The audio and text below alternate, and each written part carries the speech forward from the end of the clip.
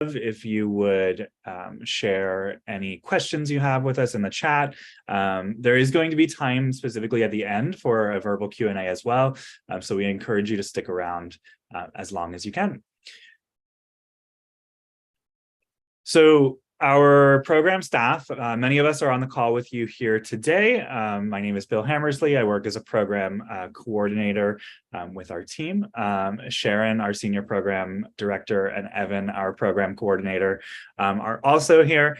Our associate director of career development, Sally, is somebody you may also interface with if you contact us directly. Her role entails a little bit more of the coaching and mentorship aspect of our program. I don't want to spoil too much of other folks' intros, so when they come up, they'll tell you a little bit more about their role. In the meantime, my role entails screening applications as they come in on the student side and providing some of the coaching that we'll talk about later in this session as well. So the LifeSci NYC Internship program is part of the New York City Economic Development Coalition's 10-year, $1 billion initiative to grow the life science industry in New York City. The goal here is to ensure that New York City has a foothold to compete with places like Boston or the West Coast when it comes to the health industry and also the tech industry that supports it. Our role is to provide paid opportunities for college and graduate students who are either on a science track to do research and development or on the business management track to support those initiatives as well. As we hope you'll see, our definition of life sciences is incredibly broad. So if you are thinking to yourself, I don't quite know how I fit in to a life science internship program, our goal here is really to establish that there is a variety of options for internships, and we're going to dive a little bit more deeply into those later on in the presentation. All of our internships take place in the summer or the academic year. Our summer internships tend to be full-time opportunities, 10 weeks long, which roughly equals out to about 400 hours of internship work.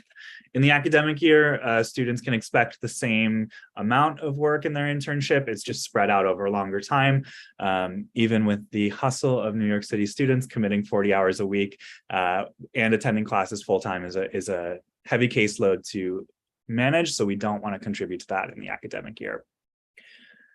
In addition to those internships, we also offer for any recent graduates full-time and part-time entry-level jobs in the industry as well. So anybody who is interested in our program after they submit an application, they get access to either our summer job board or a full year job board where they will see those internship and job level opportunities. And our program, since 2017, we are happy to have placed nearly 750 interns at over 180 companies and organizations based in New York City. So we're going to talk a little bit about what student eligibility criteria are. So in order to participate in our program, the first and primary factor is that you must be able to legally work in the U.S. This could mean that you are a United States citizen or a permanent resident. Any folks who are participants in DACA can also participate in this program. If you're an international student and you have a work visa that allows you to work without sponsorship, you're also eligible to legally work in the U.S. In terms of which students can actually apply, I assume that most of you on this call meet our student eligibility criteria. Those student eligibility criteria is that you are either a student from anywhere attending college or university in New York City, or you're a New York City resident enrolled anywhere else in the country. Any recent graduate from 2022 or later is also eligible to apply for our summer internships. We do have a GPA guideline that undergraduate and graduate students should hold a GPA of 3.0 or higher to participate in our program. We recognize sometimes that there's extenuating circumstances, so if you can provide those extenuating circumstances to us, we're more than happy to work with students.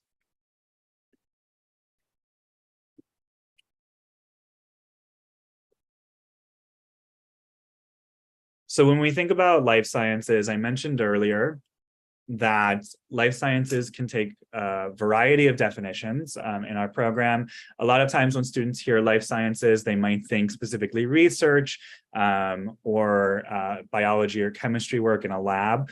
The reality is that the partners that we provide internships with really span a spectrum of industries beyond just dedicated science work each day. We provide internships in computer programming internships. There's work with data and analysis in some of our partnerships as well.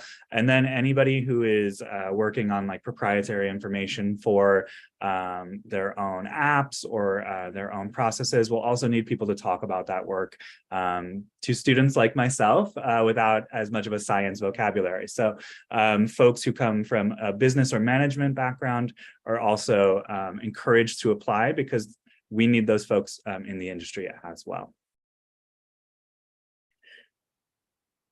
Any questions so far, you can go ahead and drop them in the chat. And as you do, I'm going to move on to our next slide. These are some of the internship host companies that we worked with in the past year, the folks that we are lucky enough to provide partnerships with. You may recognize many of these names, and you may also be seeing some of these names for the first time. So like I said, this spans a variety of opportunities and positions. You'll see work with child wellness initiatives. You'll see work with environmental conservancy initiatives. Some of these are textile companies looking to provide biochemistry experimentation to ensure that we're working more sustainably. I want to just serve as a quick question that I got in a direct message. So the question was, how many hours a week is an internship during the year? So if a student is working during the academic year, those internships can run anywhere from 10 to 20 hours. It does kind of break down with what the host partner is looking for and what you can provide.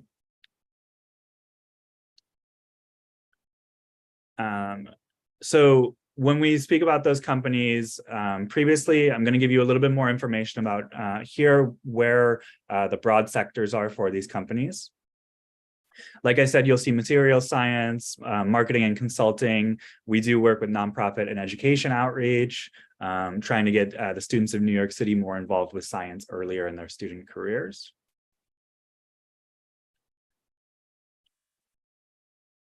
In terms of some of the other questions in the chat, we may answer a few of those later in the presentation. So I'm going to continue advancing. And I think this next slide belongs to a colleague on my team, right? Sharon, is it time to pass over to you? This is actually me, Bill. Thank you, though. All right. Yeah, thank you, Bill. So as they mentioned, when talking about what the breadth of the life sciences is, it's a very broad definition. So the life sciences doesn't only encompass what I guess you would think of as more traditional science roles. It also can encompass what we consider support roles or the management track as well. So we kind of like to split up the two types of roles that we have into either a science track or a management track. And like I said, the science track is more encompassing of the traditional roles you might think of when you think life sciences, like biology, chemistry and biochemistry, engineering and biomedical engineering, the computer sciences, anything to do with data analytics and data science, and then kind of the more regulatory positions as well. On the management track, however, because these are all businesses and typically small businesses or startups that we're working with, there is a huge need for management track positions or support roles in business, marketing, finance, accounting, IT, public affairs, and public policy. So if you initially heard life sciences and you thought maybe this isn't an opportunity to like engage in business or finance or marketing, we do actually have a number of opportunities with these companies because they need a lot of support on all ends, not just like basic science research and like lab positions, they also do need help on the other side of things. So some of the roles on the next slide you'll see there are very specific job titles that you might encounter. We currently have about 50 positions posted, and those position titles and what they entail is going to vary depending on the company. So focusing first on the science track, you can see bioinformatics or anything having to do with data analysts, data analytics, potentially analyzing data from patient records or from large data sets. You can see that we have just research and development, research interns, R&D, just typical chemical engineering positions, clinical assistant, like the list goes on and on. We can leave it up for you to kind of look through those. Besides, for instance, research and development and lab-based positions, you can also expect to see more computer science and data science roles up there as well. So machine learning interns, software engineering, computer engineering, things like that will also be available for the science side of things. On the business track, you can see, for instance, accounts receivable, admin, marketing, intern positions are really common. Business development and business operations are very common as well. And then anyone who has market research experience, experience using social media to market a business, those are positions that these companies are very much in need of. So there is a huge range of opportunities that we offer. And again, like I said, these small scale startups are looking for a wide range of experience, or people with a wide range of experience that are not just going to be working bench positions, for instance. So hopefully this opens your mind up to maybe potentially trying something out in the business side of things if that wasn't on your mind initially. We do give you access to every position that we have, regardless of if you're more science or business focused.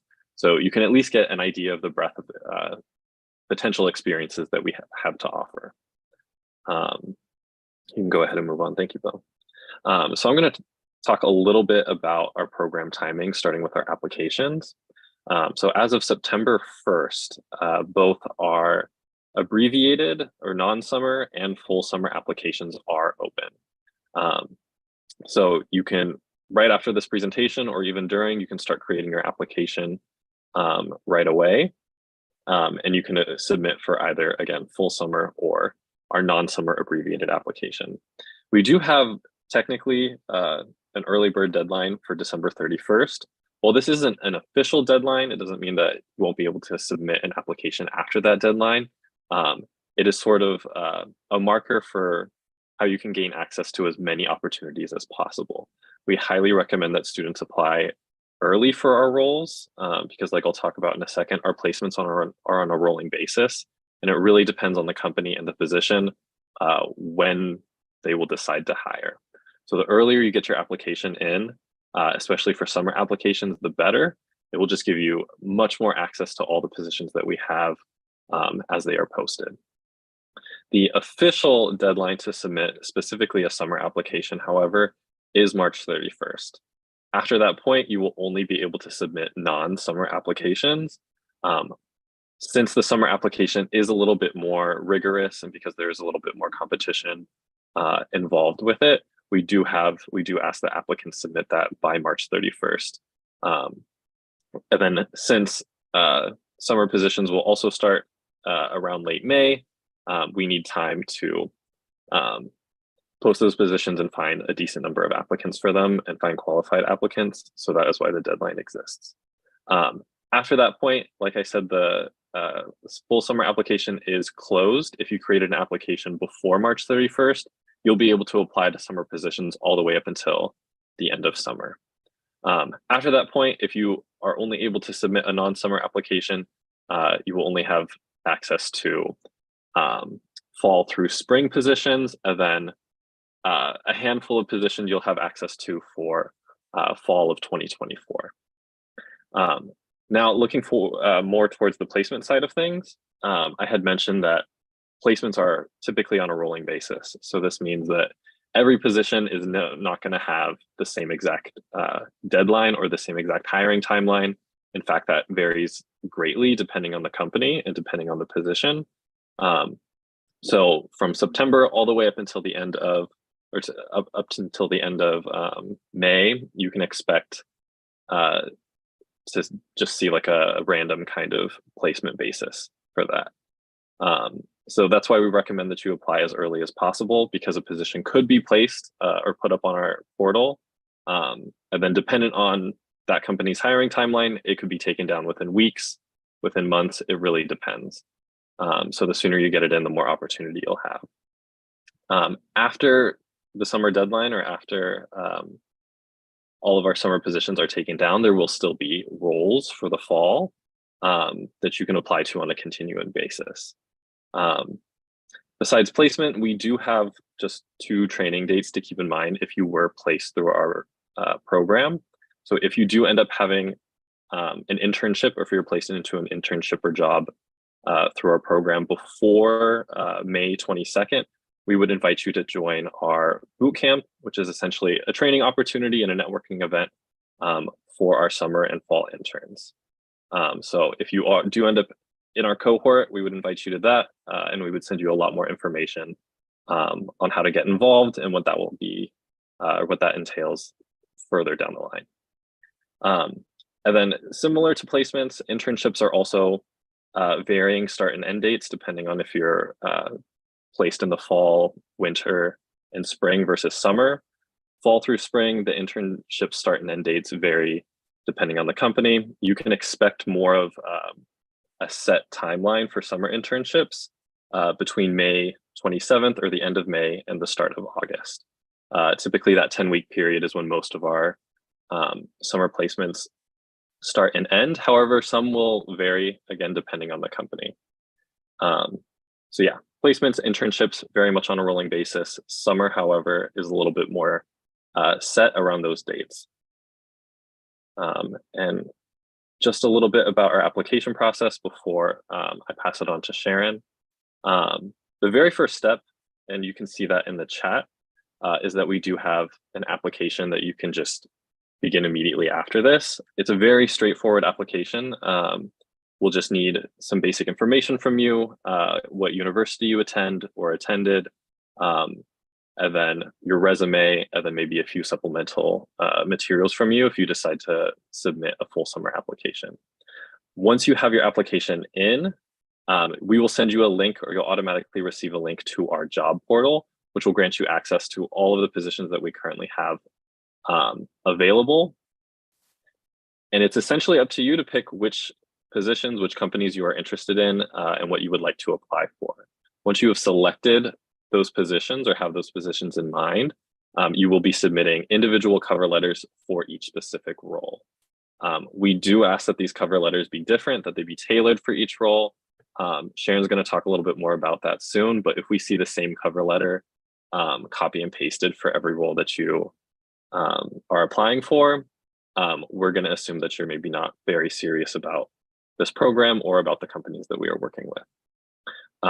Once you have submitted your cover letters, that's when it kicks in to our review process. We will start reviewing your cover letter, your application materials, and then based on what we know about these companies, who they're looking for specifically in an applicant, we'll start our first review. If we find that you are a qualified applicant for the position, you meet a majority of the criteria that the company is looking for, and we think you're well suited, we'll send you directly onto that company. So we'll essentially send a short list of names and their application materials onto our companies, and it's up to them to make the final hiring decision. At that point, it's out of both your hands and our hands, and the company is going to be making interview decisions. They're going to be making hiring decisions. And again, that is primarily on their timeline. A quick note for non-summer applicants. While summer applicants will be required to complete all questions, and you'll also be asked to submit a few extra supplemental materials, if you're only looking for academic year positions and full-time jobs, you can submit an abbreviated application that's very quick. You only need your resume and a bit of basic information, and then you'll have access to that job portal. If you're interested in these and you want to maybe see what academic year positions and full-time jobs we have to offer before you apply, you can click that link once we send you this presentation after our info session. I'm also re-upping a list of links in the chat that you can check out, including that list of academic year opportunities that you can kind of follow along with us if you would like to check those out while we do the presentation.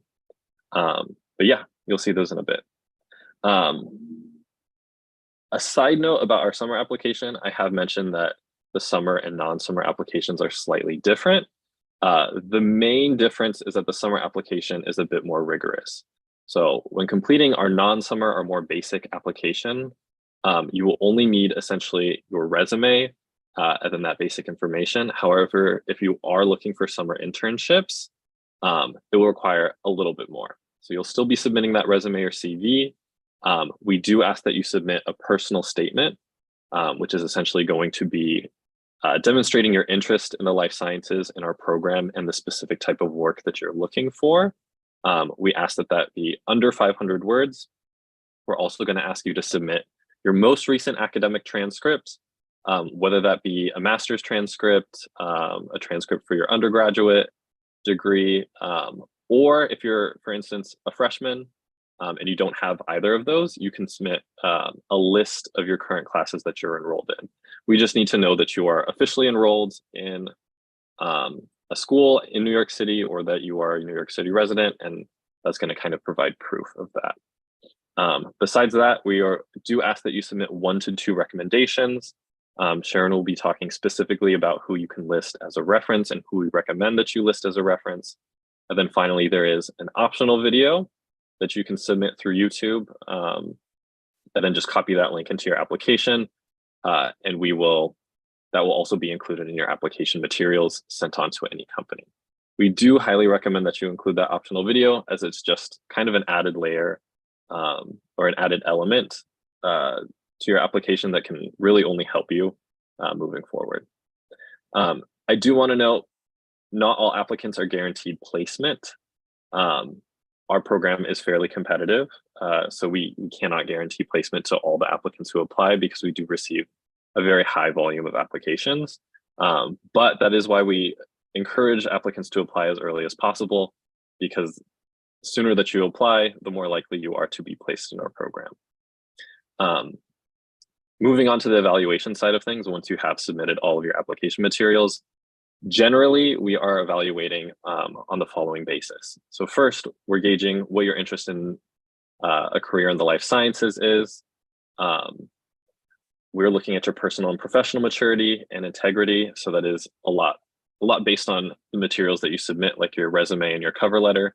Are you consistent with formatting? Are you consistent with how you convey yourself as a professional, or in like what capacity? We're looking at how you communicate with us if we're corresponding with you, either to improve your resume or to schedule a meeting, and you're very prompt and you are communicating with us in a professional manner. We're kind of factoring that into your application as well. We're also looking at what technical skills you possess. This is more based solely on your resume. So if you have, for instance, coding or programming experience, or if you have clearly demonstrated strong communication skills through your resume, or other technical skills that some of our hosts might be looking for, that is something that we're going to be factoring in when we do that final review for your application. And then for specific roles, like I said, we're looking for specific skills. So if you are looking for a lab-based role, and our host or our company is looking for very specific lab skills, maybe like PCR, or that you've worked with mammalian cells, then that is also something that we're going to be cross-referencing with your specific application. And then finally, this is something to consider if you do get an internship with our program. There are a lot of different opportunities that we offer. Once you get an internship, it doesn't just end there. You're part of our community. You're part of the LifeSci NYC Internship program cohort, and as well as the alumni So we offer, like I mentioned, the boot camp, which is a two-day training opportunity. We do schedule intern talks and site visits with a number of our companies. We host tours and career panels of like incubators and lab spaces. And we also invite a lot of alumni and other industry leaders and professionals to kind of talk about their experience in the life sciences. And then lastly, we also offer a number of social and networking opportunities just for you to meet other interns in our cohort, maybe alumni, and to really feel part of the community once you are in it. So that's something you can expect after the application process, after you've received an internship with us, and we welcome you to our program.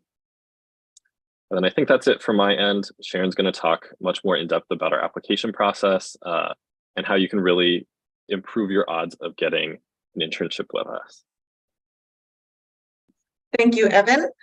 So I'm going to talk a little bit, as Evan said, about the characteristics of a strong application to our program. So as Evan mentioned, one requirement for our summer application is that you submit a personal statement. In order to come up with a strong personal statement, be sure to be specific and concrete. This isn't one of those essays that you wrote in high school where you're just trying to fill up the space and, so you get credit for the assignment. You really want to go into detail about your experience, your qualifications, and what you want to learn through your internship or job experience. You want to demonstrate that your interest is genuine. So in order to do that, it should be exactly what it's called, personal. Make it specific to you, show that you put thought into it, let your own voice come through. And then discuss the type of work that you're interested in doing, perhaps the type of place that you wish to work. And it's fine to mention that you're open to several types of roles. We know that the reason that you're looking for an internship is that you are just launching your career and you may still be figuring out exactly what direction that will take. So feel free to mention multiple areas of interest. And finally, do read the question, the prompt really carefully before you even start to write, and then make sure that you are answering the question. If it's vague or abstract, it is not going to be helping you in terms of letting us know what you're looking for and what you're capable of. We also mentioned that there is the option to include a video. This does not need to be anything fancy with, movie quality production values. It's just something you can do even on your phone or your laptop. Just make sure you find a quiet place to do it. But it's a great way to set your application apart, because imagine that you were hiring for a job or an internship and there were a ton of candidates and you received a stack of resumes and a lot of them look to be qualified. How do you choose from among those to pick who am I going to take to the next step in this process? Who am I going to interview? So you're going to be most interested in those who really make it clear that they're interested in your position. That might come through on the cover letter, which we'll talk about in a minute. And I'm sorry if you can hear that siren outside my window. But you also might want to get a sense of the person themselves, like allow your application to jump off the page. In this video, which should just be 2 to 3 minutes long at the most, you can really talk about what your interest is. Those who are watching will be able to really see that you become animated when you talk about what you're interested in and that your interest is genuine and you're really excited about this, and they would feel good about having you work in their company on work that is really precious and important to them. They would see that you have the interest, you have the passion, and it just gives that extra dimension to your application. We're going to move on to the next slide. Also, emphasize your interest in the life sciences. This doesn't mean that you have to be a biology major or biochemistry or something very, life science sounding, but it means that if, say, you are a communications or an economics major, a computer science major, you want to talk about how you want to take the skills and interests you have and use those within the life science industry. What could you contribute? And finally, the next thing is really important during any job hunting process and in every piece of that process, not even just your application. We're going to talk about it with resumes and cover letters too. But you, for your personal statement and everything that you're writing in our online application, we do recommend that you compose your answers offline in some kind of setting that has, say, spell check, maybe even grammar check, and then copy paste it once it's finalized into our platform. We recommend that you ask maybe somebody else to give it a read, because if you've worked really hard on it, you might be so focused that you're not seeing some of those typos. It happens to all of us. And then finally, we're going to talk about resumes in a minute, but you want to make sure that that resume is perfect and up to date for where you are now. And now we're going to talk a little bit about recommendations. As we said, for that application, we ask you to provide 1 to 2 contact information for references who can recommend you for this program. A recommendation does not have to be a professor or a former employer, though those are great references. It can also, if you don't have one of those, can be anybody who can speak to your character and work ethic, except for family and friends. Please don't send those, because we are not sure they can be fully objective.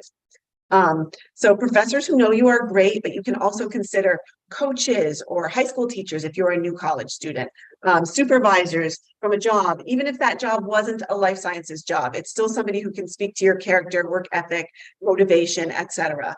Extracurricular advisors, even spiritual leaders. Be sure to give your references advance notice that you're asking them. Most of them are not going to be prepared to turn that around in a day or two.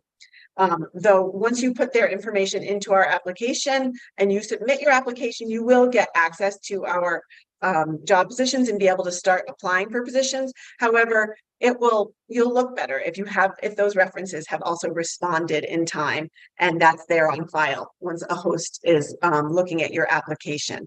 Also, make sure that anybody you ask for a reference, you make it easy for them to provide a really relevant and strong recommendation for you. You can do this by giving them a copy of your resume, so they sort of know everything about you. They have it right there in front of them. And also talk to them or write to them about what are your qualifications, what are your goals, and any relevant work maybe you did with them. Let's say they were a professor for a class, remind them what projects you did. If, say, they're not in this field, maybe they were a coach or an extracurricular advisor, you want to talk to them about what you're interested in doing, what your academic credentials are, and why you're applying for this program and what this program is. Now let's talk about resumes. I imagine that most of you do have a resume, and I want you to keep in mind that a resume is a live document. It is something that you should be updating whenever anything changes. So we also allow you, even if you've already submitted your application to our program, if you do have an update to your resume or your transcript or anything else that you've put into your application, you are always welcome to email that to us so we can update your application and keep it as up to date as possible. So let's talk about some characteristics of strong resumes. We do have a link here, and again, we will share this presentation with you by emailing you within the next day or so. So you'll have access to this link here, but this is an article that we found really useful. It describes how on your resume, for the various things that you put on your resume, your experience, you always want to make sure that you're showing what you did, how you did it, and what it was worth. And I'll talk a little bit more about that in a minute, but you want to make sure that you quantify things. So if you did something, definitely do talk about what your responsibilities were, but put them in the context of the job. Describe what methodologies you used to implement the things you did and what you accomplished. So talk about how many people you reached, or the results that you got from your lab work. Make it quantifiable. Make sure that your resume, no matter what your field, showcases your specific skills. So do have a skills section on your resume. That might include analytical skills, lab procedures that you know, and equipment that you are qualified to use. It may include software such as Tableau, AutoCAD, or PowerPoint. For those who are on the technological side of things, it may include programming languages. such as some of those listed here. And then finally, certainly any languages that you speak or write and that you're fluent in, and you also can indicate a level of proficiency if, say, you have a language, but you're not fluent in it yet. Definitely highlight any research experience in your relevant field and any past employment or internship experience. However, I don't want you to feel like your resume is not going to speak well for you if you don't have past relevant internship or employment experience. If that is the case for you, and I'm sure that is the case for many of you, include a project section on your resume. This could include research projects that you did for class or independently, or maybe with a club, or major class projects that you did. That can really speak highly in terms of what you're capable of doing. And again, you want to use those bullet points that really describe what you did, the methods that you used to accomplish it, and what you accomplished or learned from that project. Include any leadership roles that you held in clubs or organizations. You can mention extracurricular activities, certainly awards and honors that you have received.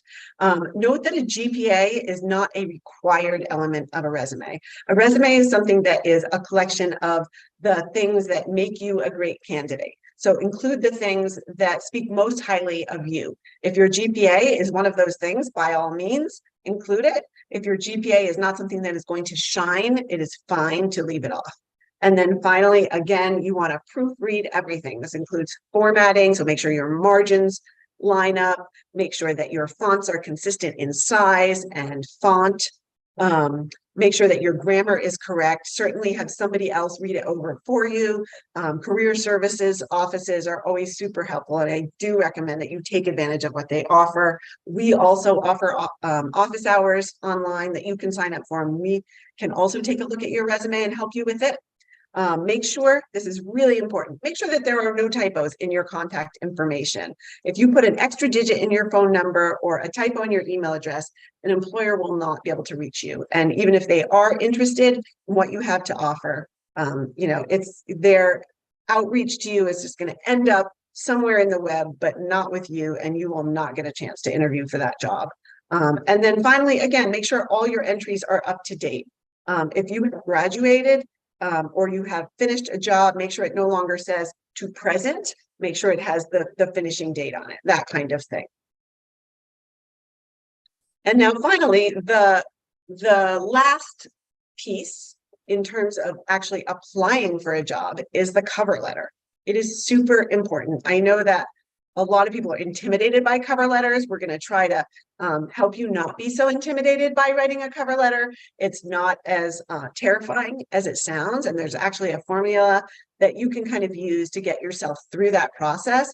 But just keep in mind that the cover letter, people are getting a whole stack of resumes. It may tell the employer, what qualifications a person has, but it doesn't tell them as much about your motivation, and your genuine interest in their company and their company's mission. So let's break this down. The cover letter allows you to offer examples of your personal experience and your specific skills for the role. It allows you to convey genuine interest in the company's mission. So how are you going to do that? First of all, before you sit down to write that cover letter, read the job description very carefully. Then take a look at the company's website so you know what they're trying to convey about themselves, anything that they're currently working on, and it will allow you to speak to why you would be a good fit for that company. Once you've done that, you want to make sure that you open the cover letter formally with a formal salutation. So, dear hiring manager, in some job applications, you may know the name of the person you're writing to. Generally, for our program, you won't. So just say, dear hiring manager. And then introduce yourself. Express your interest in what you're applying for. Dear hiring manager, I am writing to apply for the business development internship at your company. And you can say what the company is. They know that you're not just sending the same cover letter to every company. Then introduce yourself a little more. Tell them what your major is, what year you are, what college you attend. And then we're going to get into the really personalized, important part where you're not just introducing yourself, but you're introducing how you're a great match for that specific role and that specific company. So underscore your interest in their mission and why you're interested in that mission and why it makes sense as a place for you to work. Talk about what you're passionate about. This shows that you've done your due diligence on the company and that you have a genuine interest and that you've taken the time to learn about them. That will make them feel more confident about perhaps taking you on to do some of their important work. And then, respond to the responsibilities that are listed in the job description and the qualifications that are listed in the job description. Talk about which of those required skills you have, what experience you have that is relevant to the work that would be done at that company and would make you prepared to take on those duties. You can also talk about, the things that you are hoping to learn and how that relates to what will be happening on that job or position. And then finally, you're going to summarize why you're a good fit for that position, restate your interest, and thank them for their consideration. And then do include a formal closing. So sincerely or best regards, and put your full name. If you want to include your contact information in the cover letter, that's great. You don't have to. Should be in your resume as well. And as Evan mentioned, be sure not to use a template and then just fill in the blanks for every single cover letter. We, for one, will recognize that because we read all your cover letters and we will know that doesn't speak well in terms of your interest for any specific role. And also people like us who read a lot of cover letters, we know what those templates are that are found online because we see so many people who've used the same templates. We want to see that you can do your own writing and that you know how to write, because communication is important in any job. So, it's fine to learn from those templates that are online, but do write your own letter. And also just a word, we've seen some that we suspect were written using ChatGPT or some similar tool. And often the ChatGPT doesn't really know you. So things end up in your letter that don't really represent you. So I wouldn't recommend taking that route either. And with that, let's move on. Here we have a number of links that will be useful to you. We will again send you a copy of this presentation so you'll be able to access all of these links. But we have, for more information, our website address. We have the links to sign up for office hours if you want resume, cover letter, help, or to work on a mock interview if you're getting prepared for an interview. You are all invited to join our LifeSci NYC Internship Program meetup, where we often share information about events or roles that we've recently listed. You can always reach any of us at internships@upperweststrategies.com. That email comes directly to the three of us. So you will get your questions answered by us, and we do try to respond in a timely manner. We have up on YouTube at this point a little bit older presentation similar to this one, but it gives you the same advice. We will probably be dating that a little later, but we've just launched our new year at this point. And finally, we do offer these resources if you need help with your resume, cover letter, preparing for an interview, or writing a professional email. And with that, I think we're going to move on to the Q&A so we can address some of the questions that were put up in the chat. Some of them I think we may have answered as we went along in the presentation, but I'm just going to page up here and see what questions people asked. So somebody asked, will there be an internship opportunity for biotech students? I would say absolutely. That is a relevant field for a very large number of our opportunities. And somebody else asked, how many positions are provided in this term? Do you want to take that question, Evan? Oh, you're muted still. Oh, thank you. How many positions are provided in this term? So I'm not entirely sure what that question is asking. We do currently have around 50 positions posted, and then that number expands as we get closer to the end of summer or closer to the start of summer.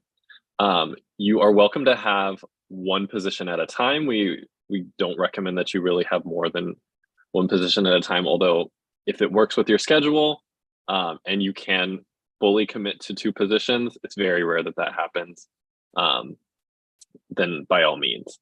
You can have multiple internships within 1 year. So if for instance, you want an academic year position, and then you also want to apply to a summer position and you happen to get both, again, you're more than welcome to do that if you are able to commit to that.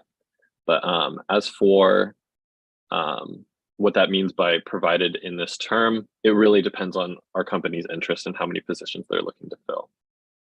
Bill, do you want to talk a little bit about what experience is needed for positions?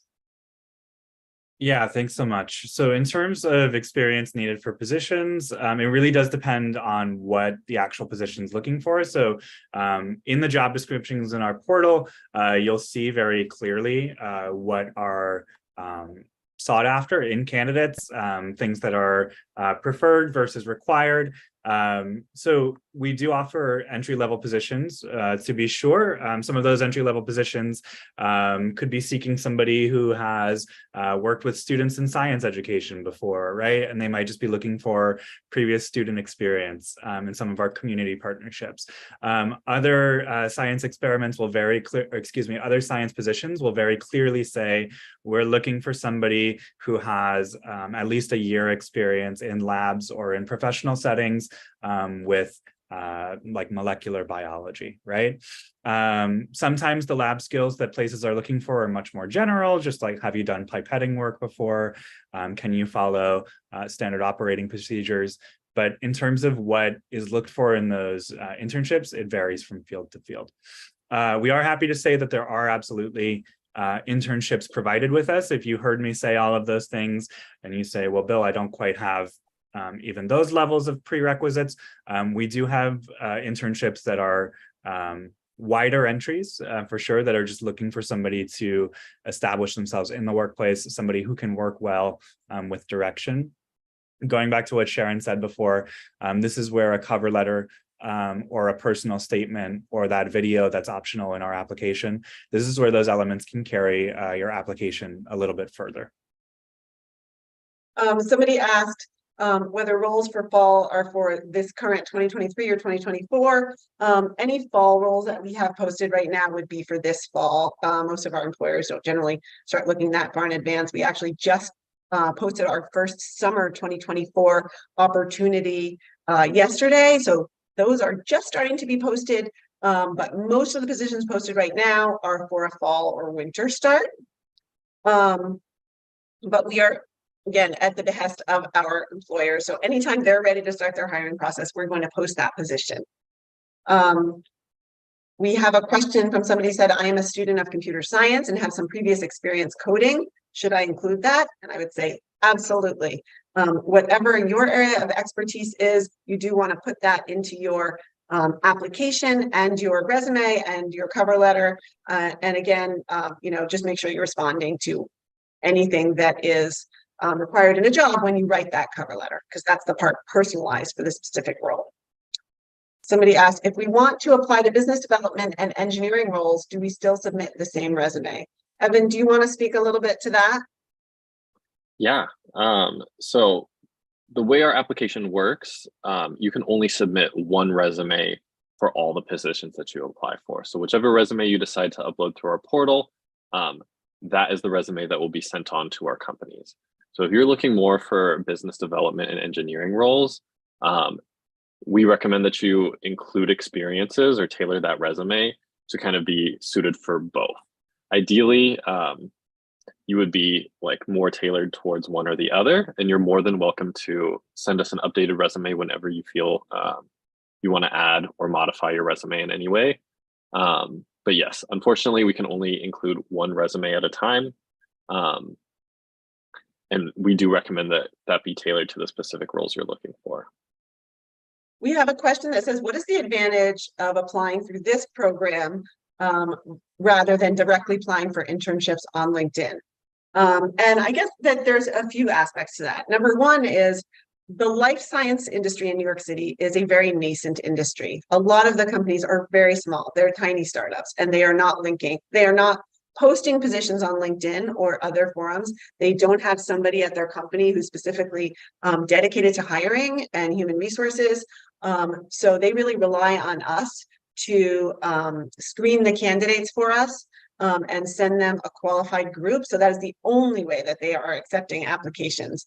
In addition, some of our employers do also hire in other places. However, we have a personal connection with the hiring managers at every single one of those companies, and they know that we have been doing this for many years, and that we will do the first screen for them. So they know that any candidates that we pass along to them have already been screened and already been found to qualify for the basic requirements that they're looking for.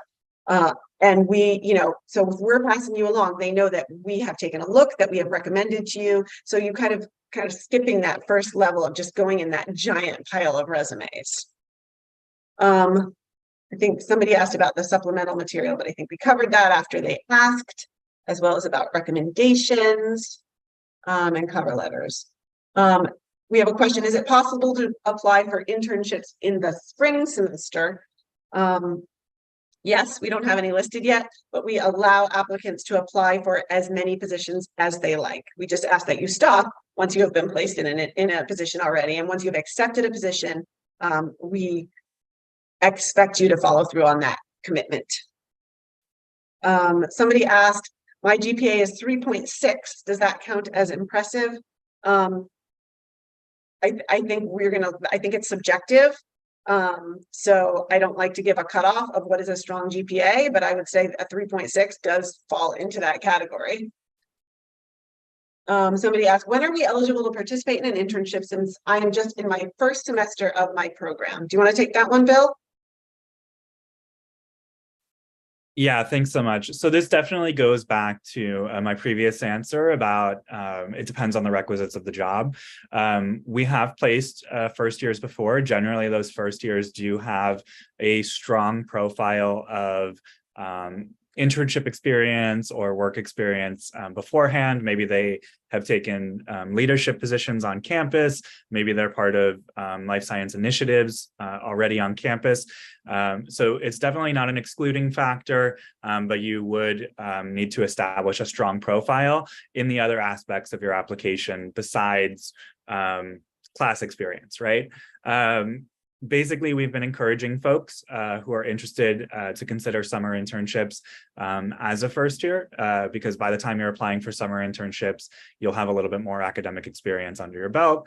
You'll also have, hopefully, folks in your academic sphere who can talk a little bit more to your professional profile and your work experience.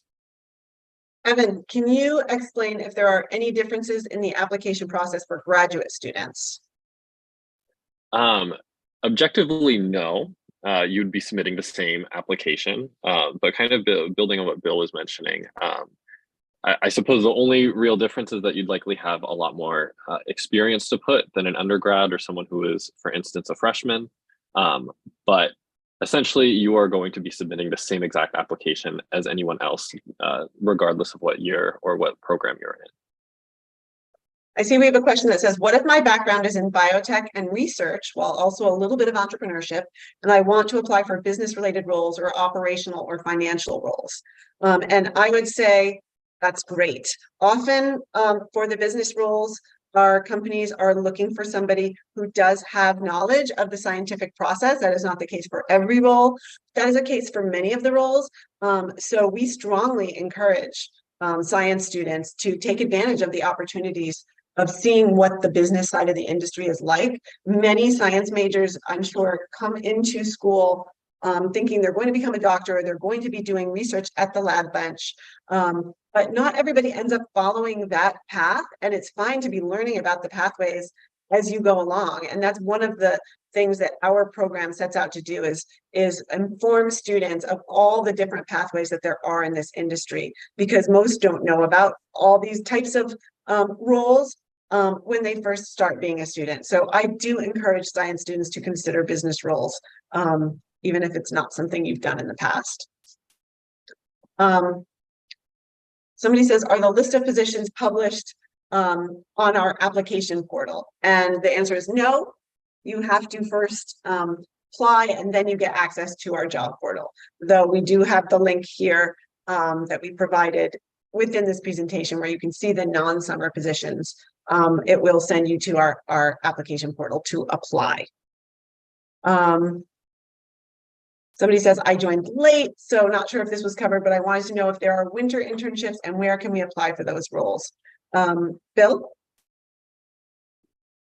Yeah, so we have ongoing internships, like Evan said earlier in the presentation. Internships are interviewed for and selected for on a rolling basis. If you were absolutely certain that you only wanted to apply for a winter academic year internship, you could even complete our abbreviated application, which is a little bit shorter. You would just have to upload your resume and some other information, and you could begin applying for those immediately. Somebody else asked, and this is a great question because we like to emphasize this, are all opportunities paid? Evan? Yes, all opportunities are paid at least $15. That is our baseline, although many of our companies are starting to pay at least 18. So you can expect at least 18 an hour for a majority, but as of, I think, November of 2022, it's required by New York City that companies post what the pay range is. So that's also going to be on our portal. Once you have access to our job portal for each position, you can see the pay range as well as the job requirements and job description. And I see we have a question. Are these internships primarily located in Manhattan? And the answer is we do have many opportunities in Manhattan. However, we are a New York City program and positions can be anywhere within the 5 boroughs. So we have a lot of positions in Brooklyn. We also do have some in Queens, Staten Island, and the Bronx, though not quite as many. And then some of our positions are in person, some are remote, and many of them are hybrid. We try to indicate that in the job postings whenever we can. I see we have another question. Is it possible to apply if anyone joined the Career Launch program last summer?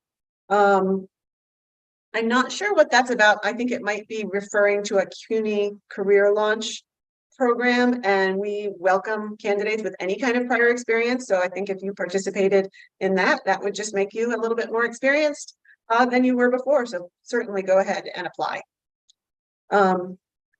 Somebody wants to know, since I would like to apply for summer positions, should I submit the full application now? Bill, do you want to answer that?